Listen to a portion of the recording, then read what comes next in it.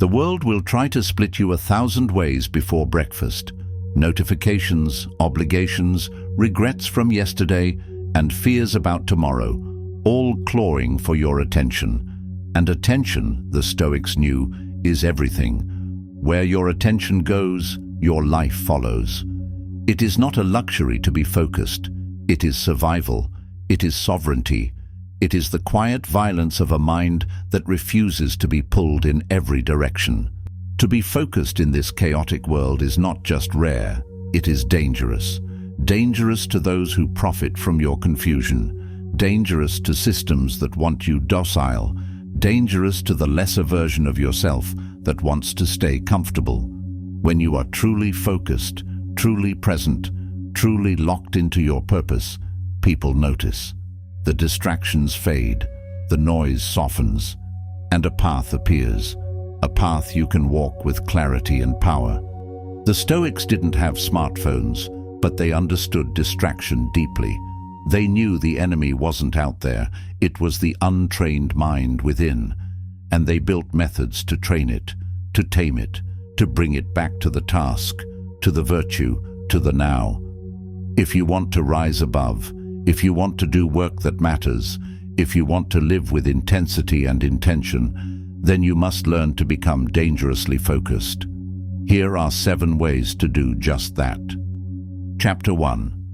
Remove what weakens your attention.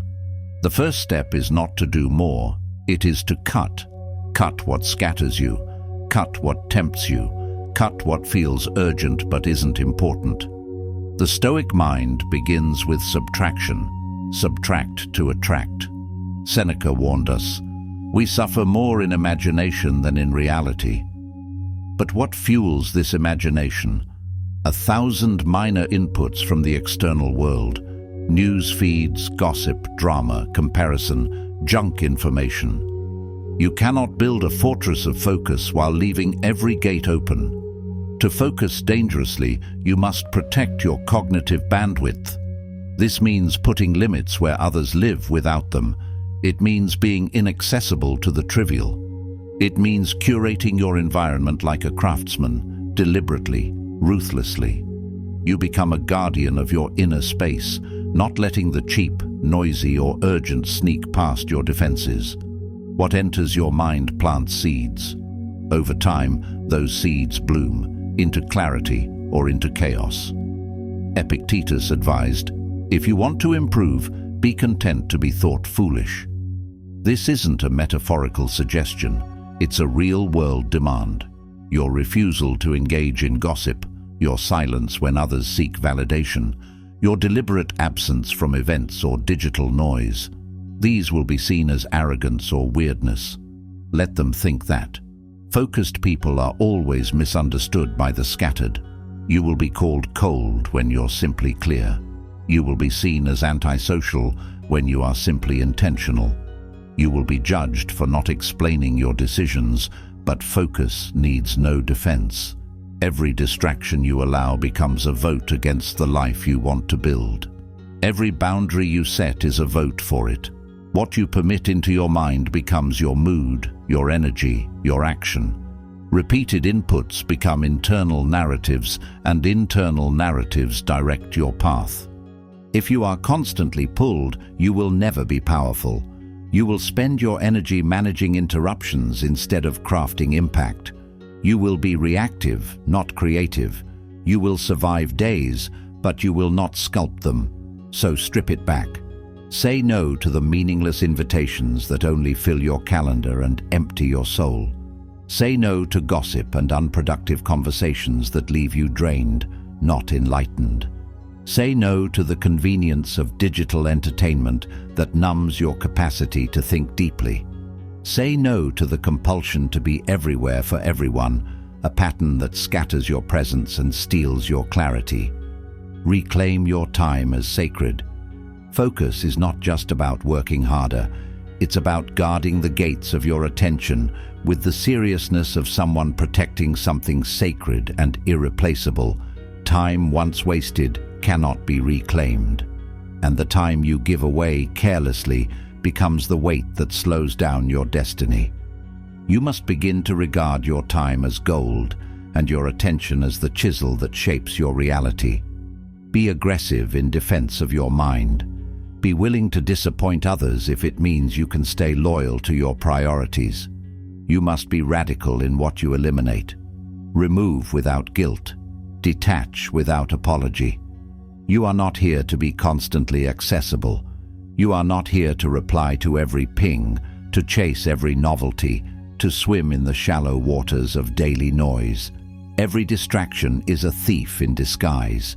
It wears the face of entertainment, of urgency, of social obligation. But its true name is delay. Its true cost is your progress. It does not knock. It creeps in quietly. The casual check of your phone, the impulsive scroll, the unconscious yes to plans you don't truly value. These tiny acts, repeated, become a life that never lifts off. And don't be deceived by the myth that more information equals more wisdom. The Stoics knew better. They prized clarity over clutter. Seneca warned that learning too many things without sorting and embodying them leads to mental indigestion. Knowledge is not just about accumulation, it is about filtration. A wise mind is not full, it is sharp. It doesn't hold everything. It holds what matters. It keeps its blade clean by discarding the dull and the distracting. If you wish to live clearly, you must learn to think selectively. Let silence return. Let space exist in your schedule. Let emptiness become the room in which deep focus is born. Do not fear boredom. Fear the life that never slows down enough to gain insight. Cut the noise. Protect the signal. And from that silence, let new levels of thinking arise. When you finally make space, you begin to notice thoughts you hadn't heard in years. Your true goals, your hidden creativity, your buried clarity. Build a mind that can hold a single thought without flinching. A mind that doesn't constantly retreat from its own stillness. A mind that can nurture an idea, refine it with precision, sharpen it through effort, and bring it fully to life without losing its shape in the fog of distraction. This is not just how you get more done. This is how you become more of who you are meant to be. Audit your day. Where do your eyes go? What steals your focus? Write it down. Remove one major source of distraction this week, whether it's an app, a person, or a useless obligation. Don't wait for a perfect system. Begin by subtracting just one thing. Let your mind breathe again. Chapter 2. Train your mind to return to now. Focus lives in the present, not in the theoretical present, but the lived one. Not in the abstract ideal of being mindful, but in the gritty reality of where your feet are, where your eyes are pointed, where your energy is moving. The moment your hands are in, the conversation you're having, the breath you're breathing, the work in front of you. If your attention is not here, your life isn't either. The future is just a concept. The past is only memory. The present is the only place you can act with power. The Stoics understood that every moment wasted in regret or fantasy is a theft from the present. Marcus Aurelius, ruling an empire, still reminded himself to confine yourself to the present. Why? Because even the most powerful man in the world could lose himself in what-ifs and distractions. And so can you.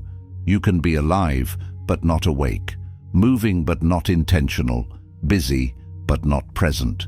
Training your mind to return to now is not a one-time act. It is a discipline, a deliberate, repeated effort. Like lifting weights, you grow stronger with every rep. Each time you pull your attention back from a wandering thought, you reinforce your authority over the mind. You prove that you are not its servant, you are its commander. The Stoics didn't fantasize about enlightenment, they practiced presence in the ordinary. Washing dishes, be there. Let the water remind you of transience. Let the soap and repetition anchor you. Walking in the street, observe your surroundings. Don't miss the sky, the posture of strangers, the rhythm of your steps. Writing, then write. Not think about writing, not scroll between sentences, not doubt every line, just write. To focus is to respect your life. And your life unfolds only in this exact second, not in the next email, not in the next project, not when things settle down. Here. Now this moment is not a placeholder. It is not a warm-up for something better later.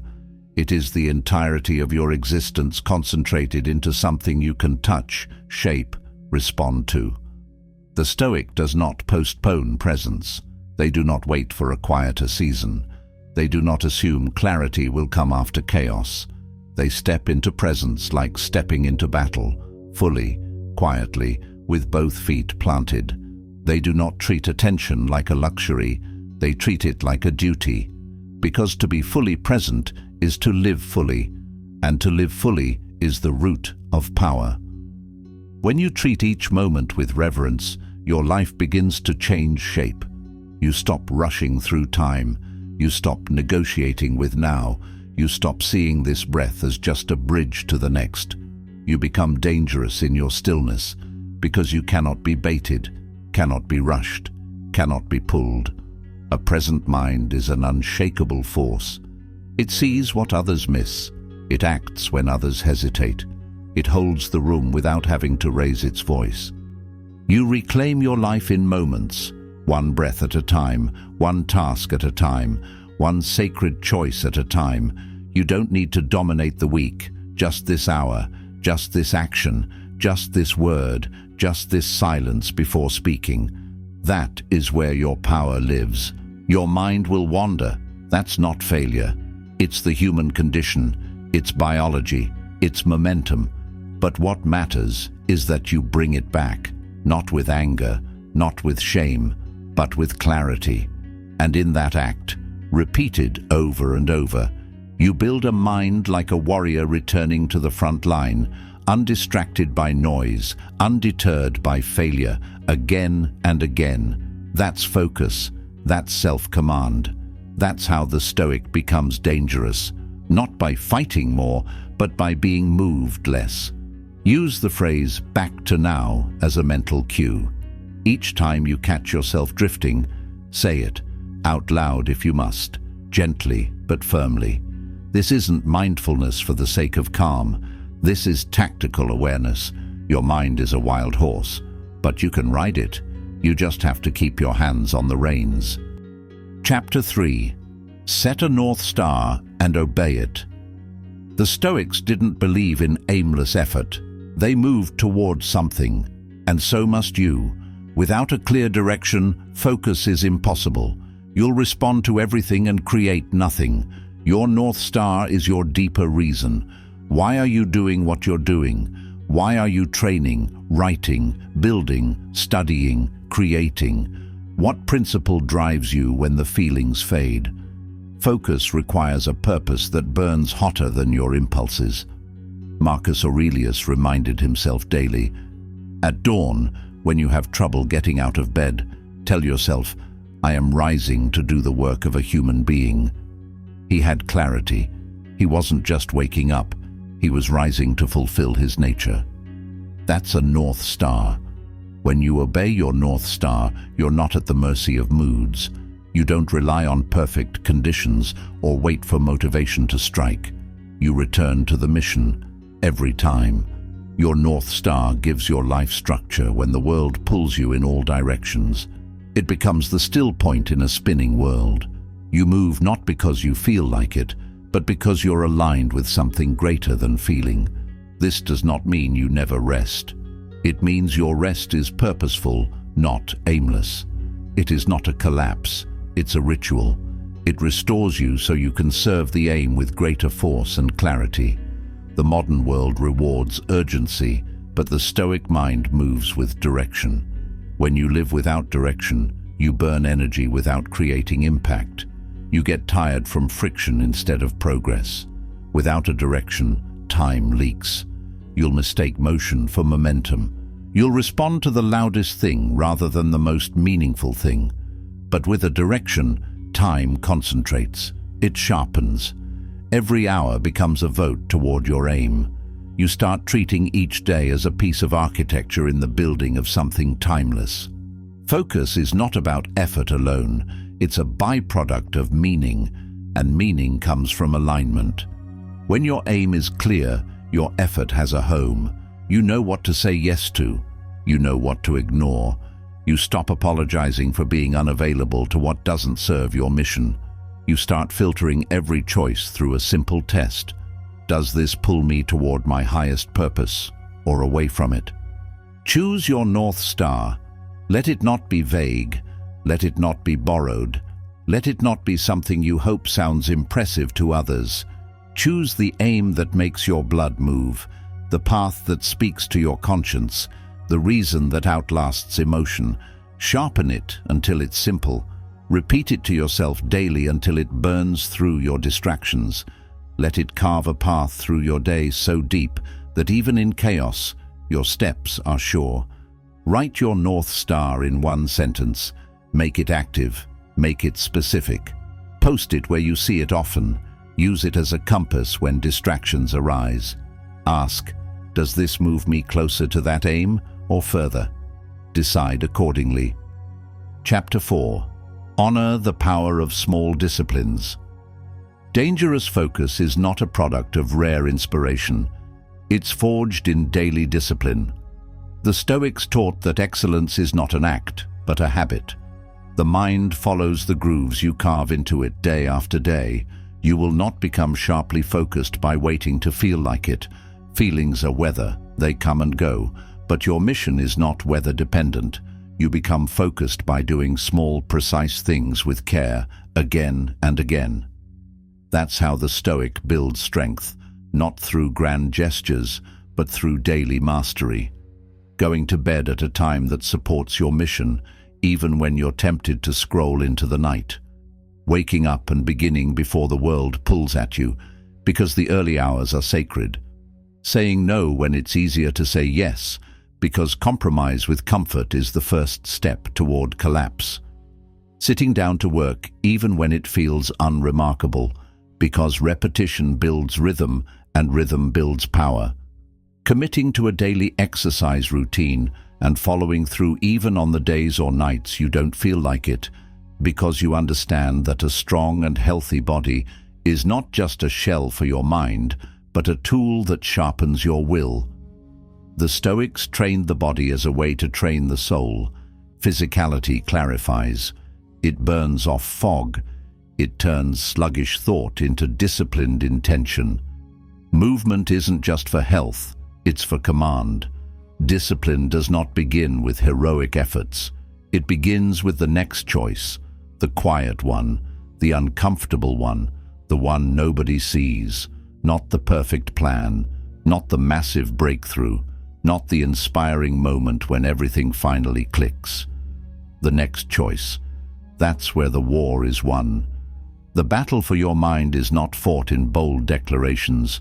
It's fought in the dull repetitions of action that nobody applauds. Every time you decide to act in alignment with your higher aim, despite fatigue, despite temptation, despite distraction, you carve a deeper groove of focus into your life. You are literally shaping your future through repetition. That is how the Stoic builds fire from friction. The Stoics knew that fate may test your body, your health, your fortune. These are the cards life deals you, all things outside your control. But your discipline? That's yours. That's within your rule. It's the part of you that no one can take, no matter what else you lose. And it is the raw material of every kind of greatness. Without it, talent is squandered. Without it, vision remains vague. Without it, emotion becomes the master instead of the servant. But with it, momentum is forged, self-respect is forged, confidence is forged, not from hype, but from honoring your word to yourself. Discipline builds an identity you can trust.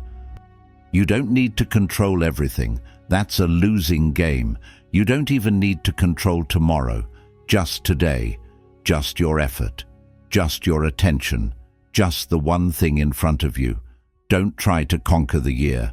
Don't wait until everything aligns. Don't over-engineer your morning. Win this moment, then stack that moment with the next. Let your strength come from consistency, not complexity. When you stack those days, those unremarkable, repeated, disciplined days, you'll realize how rare you've become. You'll realize how far you've traveled without announcing it. Most drift. You are deliberate. Most react. You respond. Most wait to feel ready. You act because your mission demands it. That is the mark of dangerous focus. It's not flashy. It's not loud. It's built brick by brick, act by act, breath by breath, until what was once difficult becomes second nature, and what was once elusive becomes your new standard. Choose one small daily act and make it non-negotiable. Do it at the same time every day. Let it be your anchor. Let it train your mind to show up no matter how you feel. Keep score, track your consistency, and let your discipline become your identity. Chapter 5. Build inner walls against opinions. One of the greatest saboteurs of focus is the concern with how you are perceived, what they think, what they'll say, whether you're approved or misunderstood. This noise ruins clarity. Epictetus said, "If you wish to improve, be content to appear clueless." Because you've stopped performing. The person who fears opinion is a slave. The person who ignores it is free. When you allow others' expectations to enter your mind, they distort your effort. You begin to second-guess your instincts, filter your ideas, water down your intensity. You start editing yourself instead of expressing. You calculate instead of create. You start pleasing instead of building. You chase applause instead of progress. And suddenly, your focus is no longer on the task, but on managing perception. Your craft becomes diluted by self-consciousness. Your choices start revolving around optics instead of outcomes. You spend more energy performing than producing. The Stoic builds an inner wall, a boundary around the soul, not to disconnect from others, but to remain untouched by their illusions. This is not about arrogance, it's about sovereignty. It's about refusing to outsource your self-worth to opinions that shift with the wind. You cannot lead your life if you are constantly adjusting to other people's gaze. You cannot become deeply focused if your attention is split between the task and the imaginary commentary running in your mind. You cannot do deep work while wondering who's watching. The noise of judgment will drown out the signal of purpose if you let it. To become dangerously focused, you must choose to be misunderstood. You must let go of the need to be seen, validated, or applauded. You must allow your silence to speak louder than your defense, because you are too locked in to be distracted by the court of public opinion. You must become willing to seem cold, distant, obsessed, intense, because you know what you're building, even if they don't. You are shaping something that cannot be seen until it is finished. This is not isolation, it is concentration. This is not selfishness, it is stewardship of your purpose. You are guarding something sacred, your path. You are not here to win the approval of the crowd. You are here to become whole, to become clear, to become unshakable. Focus requires solitude. Not just the solitude of physical space, but a deeper solitude, a mental independence that does not sway with noise or trend, even in public, even in conversation, even surrounded by people. Your spirit can remain rooted, undisturbed, turned inward. A solitude of the spirit that keeps your effort pure, a refusal to dilute your fire to match someone else's comfort level. Because their comfort may cost you your calling, let your aim be true, not popular. Let your discipline be your compass, not their compliments. Let your work be your witness. Let the results speak louder than your explanations. And if no one claps, let that silence echo your strength. Practice deliberate detachment. Do something important without sharing it, not as a tactic, but as a principle. Let the act itself be the reward. Let the silence be your proving ground. Say no without explaining, because every explanation weakens your boundary. The moment you justify your clarity to someone who doesn't understand your mission, you begin to doubt the mission itself. Work without applause, because applause fades. Progress, however, compounds. Get used to being misunderstood, even mislabeled, because the more focused you become, the more you'll deviate from what's familiar to others. Let them wonder. Let them guess. You are not building for their comfort. You are building for your conviction. Your clarity is worth the discomfort. It's worth the isolation, the awkward pause, the perceived coldness. You are not here to blend in. You are here to cut through. You are not decorating your life. You are directing it. Your focus deserves the silence because silence sharpens. It removes the echo of ego. It brings you closer to what matters. It is in the silence, after all, that mastery is built. Chapter 6. Own your morning. Own your mind. Focus is not a switch you flip. It's a state you cultivate. And few things shape that state more than the way you begin your day. The Stoics understood this intimately. Marcus Aurelius often wrote morning reflections to prepare his mind before stepping into the chaos of the Roman Empire. He wasn't just journaling, he was sharpening his inner blade. What you do in the first hour of your day sets the tone for how you think, how you feel, and how you respond to everything that follows. That first hour is not just a beginning, it's a declaration. It's when you either claim your mind or surrender it. It's your first battle with distraction, and if you win it, you step into your day with authority. If you begin with noise, scrolling, looking at the news headlines on your phone, checking emails, racing into obligations, you teach your brain that the external world controls you, that your priorities can wait, that your energy belongs to others, that your direction is negotiable. Your mind becomes fragmented before it even has a chance to focus. You train yourself to react instead of reflect. You build a pattern of interruption before you've even set an intention. And once that chaos is set in motion, it's difficult to reel it back in. But if you begin with stillness, structure, and intention, you armor your mind for the day's battles. You plant your feet. You anchor yourself in values before tasks. You signal to yourself, I lead this life, not the other way around. Stillness in the morning becomes strength in the afternoon. Structure in the morning becomes resilience at night. Intention in the morning becomes clarity in the moments that challenge you most. A morning owned is a day with direction. A mind ordered at the beginning can return to order even under stress. The Stoic doesn't stumble into the day. He meets it with readiness, with awareness, with reason. He builds a morning not out of urgency, but out of clarity. His routine isn't rigid, it's sacred. Whether it's 5 minutes or 50, you need a ritual that aligns you with your North Star. Read something that strengthens your reason, a passage from Marcus, a sentence from Seneca, a principle that reminds you who you are. Move your body to energize your spirit, because the body is the doorway to the mind. Let motion burn away fog. Reflect on what kind of person you want to be, not just what you want to get done. Focus doesn't begin with a to-do list. It begins with identity, purpose, posture. The point is not perfection, it's control. Not control over the world, but over your posture toward it. The point is not how long it takes, it's who you become in the act. A mind returned to the wheel, a will returned to its grip. A chaotic morning breeds a chaotic mind. A mind that is scattered before sunrise will spend the rest of the day searching for itself. It will be easily offended, quickly fatigued, and emotionally reactive.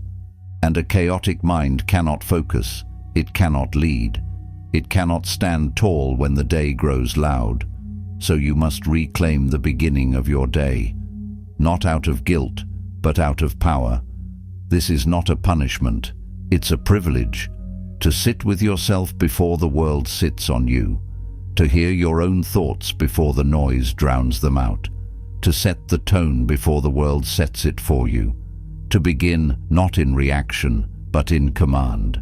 Own your morning, own your mind. Build your focus before the world has a chance to break it. And once you learn to own one morning, you begin to realize you can own them all. Design a simple morning ritual, something personal, something consistent. This is not about productivity, it's about anchoring yourself before the winds of the world start pulling you off course. Include 3 things: something to strengthen your body, something to steady your mind, and something to aim your spirit. Strengthen your body, not to look a certain way, but to awaken your physical energy. Do push-ups, stretch, go for a walk, or train with intensity if time allows. Movement clears the fog. It tells your nervous system you are alive and ready. You are not a machine. You are a warrior preparing for the day's campaign. Steady your mind, because it will soon be tested. Read a page from a Stoic philosopher. Reflect in a journal. Sit in silence and breathe. Remind yourself that your mind is your kingdom, and nothing outside of you has the right to govern it unless you give it permission. You are not just entering a day, you are entering a battlefield. Walk in armed with clarity. Aim your spirit, because without purpose, your actions will lose edge. Revisit your North Star. Rehearse your values. Ask, what kind of person do I need to be today? Visualize yourself walking through the day with calm, strength, and resolve. Let your thoughts reach towards something higher than the chaos that waits outside your door. Do all of this before you check your phone. Before you let the world into your head. Make it sacred. Make it non-negotiable. It doesn't have to be long. It has to be intentional. It has to be yours. And it has to be done daily. Because how you begin your day is how you train your mind to live. And a trained mind is a focused mind. Chapter 7. Master Transitions. Protect your flow. Focus isn't just about deep work. It's about protecting the energy around the work. The Stoics trained their minds not just to act with clarity, but to move between tasks with presence. They didn't rush from one thing to another.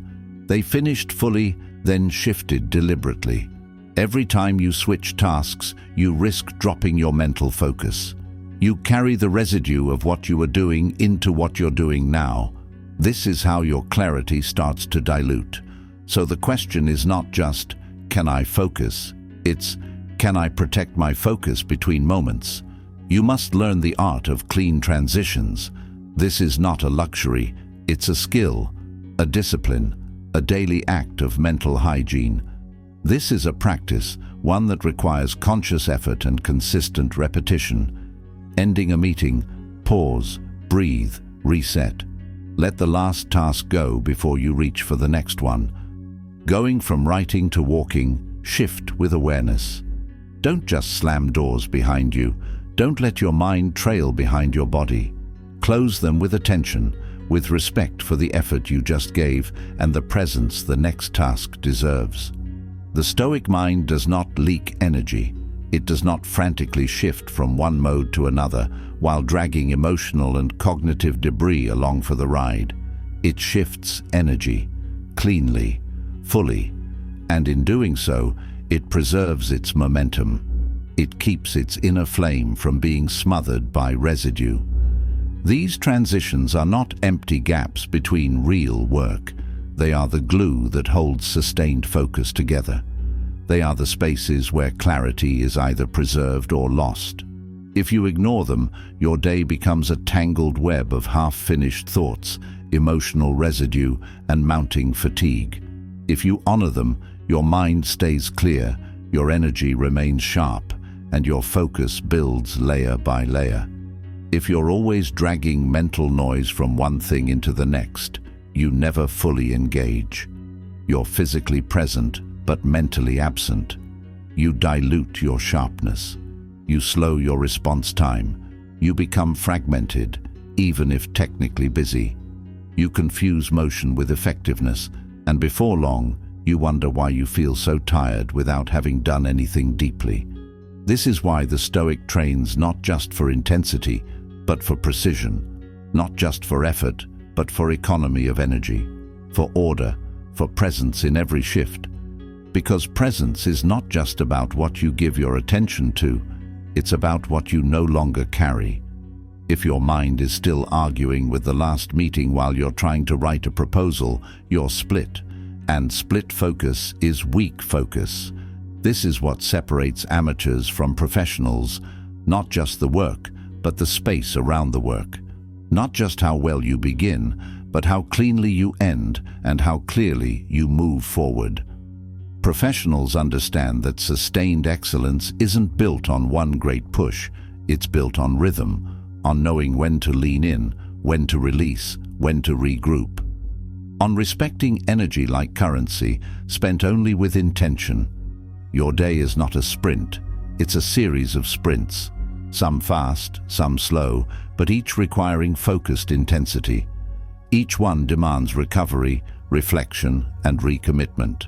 Each one needs a boundary between it and the next, so that your full attention has room to land and your mind has space to reset. Between them, you must recover, realign, and then fully re-engage. You must give your thoughts room to breathe before demanding they perform again. Don't run your day as one long blur. The blur is what makes you forget your values. The blur is what turns quality into quantity, passion into fatigue.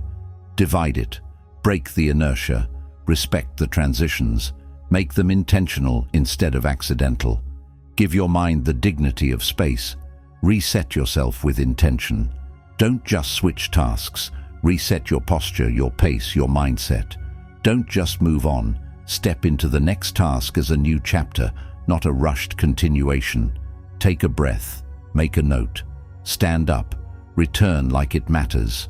Master transitions, and you will begin to feel a calm force building inside you, unrushed, undistracted, unshakable. You will build a cadence to your day that holds under stress and adapts under pressure. You'll begin to walk through your day with an internal rhythm that doesn't crack under pressure. A flow that doesn't depend on luck or mood. A flow that doesn't dissolve when things go wrong because it has a structure underneath. A flow that can't be broken because it has been designed, not left to chance. A mind that finishes clean and begins fresh becomes a mind that commands the day and a life that commands respect. Before moving from one task to another, pause for 60 seconds. Let this pause be your gateway to clarity, not an afterthought. Close your eyes and remove yourself, even if briefly, from the residue of what came before. Take 3 slow, deliberate breaths. Inhale with purpose. Exhale with release. Feel your shoulders drop, your mind soften, your thoughts settle. Then ask yourself, what deserves my full attention now? Say it aloud if needed. Let the question become your compass. This is not a ritual of stillness for its own sake. It's a reset for your nervous system, your values, your direction. Stand up if you've been sitting. Stretch. Drink a glass of water. Change your physical posture to match the mental one you're about to adopt. Let the body signal to the brain, we are beginning again. Train your mind to enter the next thing with freshness, not leftover noise. With purpose, not panic. With clarity, not clutter. And over time, this tiny pause will become your edge, your secret weapon against chaos. Dangerous focus is not about being rigid or robotic. It's about being fully awake. It's about reclaiming your time, your mind, and your values from a world that profits off your distraction. It's about remembering that your attention is your life, and wherever it goes, your future follows. The Stoics knew that the mind is not mastered by chance. It is mastered by training. It is sculpted through rituals, strengthened through repetition, and defended through boundaries. You are not here to live on autopilot. You are not here to be pulled in every direction, to please every voice, or to chase every noise. You are here to build something intentional, something rare, something rooted in your highest values. To become dangerously focused is to become unavailable to the trivial. It is to be pulled by principle, not preference. It is to act with calm intensity while the world spins in confusion. It is to live with depth while others chase speed. This is the path of the Stoic, not flashy, not loud, but deeply powerful, quietly unstoppable. Your job is not to do everything. Your job is to do the right thing, at the right time, with your whole mind present. If you can do that, and do it often, you will become the kind of person that distractions fear, the kind of person who can weather chaos without becoming chaotic, the kind of person who does not just survive the noise, but shapes the signal. So guard your mornings, honor your transitions, walk with clarity, think like a warrior, act like a philosopher, and return again and again to the power of the present moment. This is the edge that cannot be taken from you. This is what it means to be dangerously focused.